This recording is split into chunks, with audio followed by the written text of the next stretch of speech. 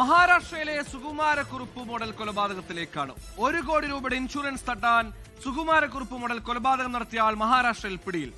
താൻ മരിച്ചെന്ന് എല്ലാവരും വിശ്വസിപ്പിക്കാൻ മറ്റൊരാളെ കാറിലിട്ട് കത്തിച്ചു കൊല്ലുകയായിരുന്നു. എന്നാൽ മറ്റൊരു നമ്പറിൽ നിന്ന് കാമുകി ഇയാൾ ബന്ധപ്പെട്ടതോടെയാണ് നാടകം പൊളിഞ്ഞത്. 24 മണിക്കൂറിനുള്ളിൽ സുകുമാരക്കുറുപ്പ് മോഡൽ തകർന്നടി.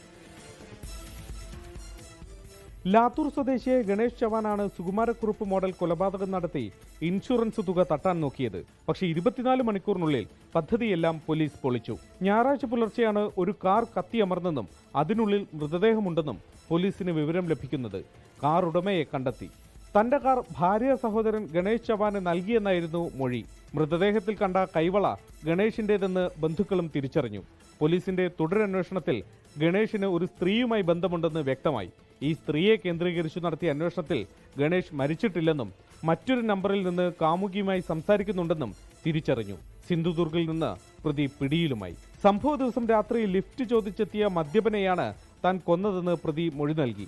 അർദ്ധബോധാവസ്ഥയിലായ ഗോവിന്ദ് യാദവ് എന്നയാളെ ഡ്രൈവിംഗ് സീറ്റിൽ ഇരുത്തിയ ശേഷമാണ് തീ കൊളുത്തിയത്. താനാണെന്ന് വരുത്തി തീർക്കാനാണ് കൈവള കാറിലിട്ടത്. ഭവന വായ്പയടക്കം ബാധ്യതകൾ പ്രതിക്കുണ്ട്. സാമ്പത്തിക പ്രശ്നം മറികടക്കാനാണ് ഇൻഷുറൻസ് തുക തട്ടാനായി പദ്ധതിയിട്ടത്. 24 മുംബൈ.